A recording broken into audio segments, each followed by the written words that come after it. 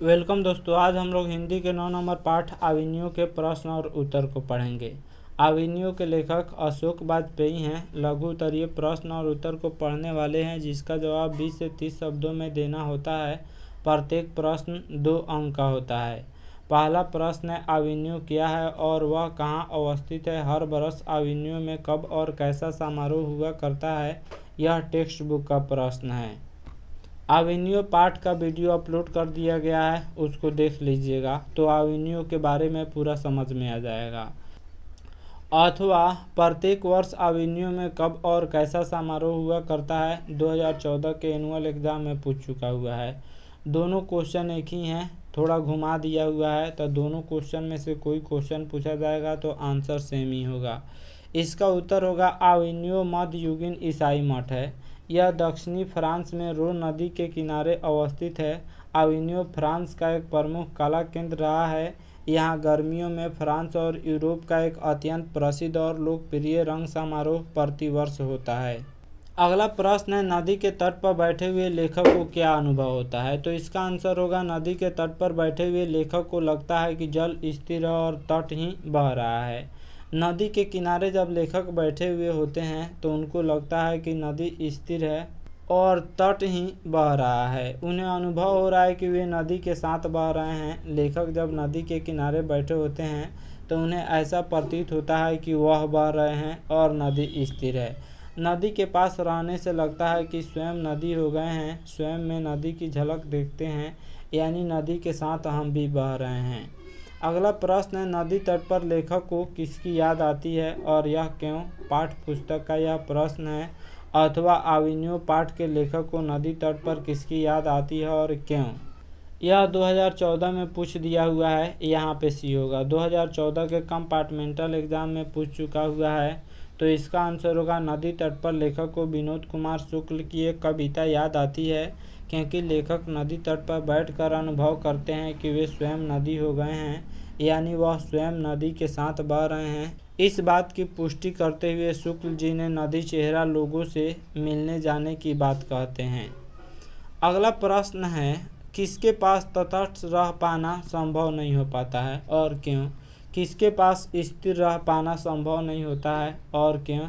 यह पाठ पुस्तक का प्रश्न है। इसका आंसर होगा, नदी के किनारे और कविता के पास तटस्थ रह पाना संभव नहीं होता है, क्योंकि दोनों की अभिभूति से बची नहीं जा सकती है। लेखक कहते हैं, नदी के किनारे और कविता के पास तटस्थ रह पाना संभव नहीं हो पाता है, क्योंकि दोनों की अभिभूति से बची नहीं जा सकती हैं। नदी और कविता में हम बरबस ही शामिल हो जाते हैं। निरंतर नदी और कविता दोनों में हमारी नश्वरता का आनंद से अभिषेक करती है। लेखक ने कविता का तुलना नदी से किया हुआ है। जिस तरह नदी के किनारे हम बैठते हैं तो नदी के धारा में बहने जैसा प्रतीत होता है, उसी तरह कविता भी लिखा जाता है तो उसके धारा में हमें बहना पड़ता है। तो नदी और कविता से एक ही एहसास कवि बताते हैं। अगला प्रश्न है, लेखक आविनियो क्या साथ लेकर गए थे और वहाँ कितने दिनों तक रहे? लेखक की उपलब्धि क्या रही? लेखक आविनियो में 19 दिनों तक रहे। वे वहाँ अपने साथ हिंदी का टाइपराइटर, 3-4 पुस्तकें और कुछ संगीत के टेप्स ही ले गए थे। वे उस अस्पष्ट एकांत में अपने में और लेखन में डूबे रहे। लेखक की उपलब्धि यही रही कि उन्होंने 19 दिनों में 35 कविताएं और 27 गद्य रचनाएं की। गद्य का अर्थ होता है लेख हो गया या फिर कहानी हो गया या फिर संवाद हो गया, उसी को गद्य कहा जाता है। तो गद्य की रचनाएं, 27 गद्य की रचनाएं और 35 कविताएं उन्होंने लिखी आविनियो में प्रवास के दौरान। अगला प्रश्न है, मनुष्य जीवन से पत्थर की क्या समानता और क्या विषमता है? टेक्स्ट बुक का प्रश्न है, तो इसका आंसर होगा, मानवीय जीवन में सुख और दुख के समय व्यतीत होते हैं। जीवन परिवर्तनशील पथ पर अग्रसर होता है। मानव उतार चढ़ाव देखता है। पत्थर भी मानव की तरह परिवर्तनशील समय का सामना करते हैं। पत्थर भी शीत और ताप दोनों का सानिध्य पाता है। मानव अपनी प्राचीन गाथा को गाता है।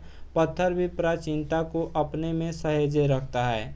मानव अपनी भावनाओं को प्रकट करता है, परंतु पत्थर शांत रहता है, मूक रहता है, यानी चुपचाप रहता है।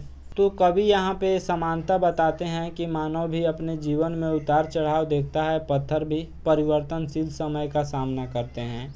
पत्थर भी सर्दी और गर्मी दोनों का एहसास करते हैं। मानव भी अपनी प्राचीन गाथा को गाता है। पत्थर भी अपने प्राचीनता को सहेजे रखता है। लेकिन मानव अपनी भावनाओं को प्रकट कर सकते हैं, परंतु पत्थर अपनी भावनाओं को प्रकट नहीं कर सकता है, वह शांत रहता है।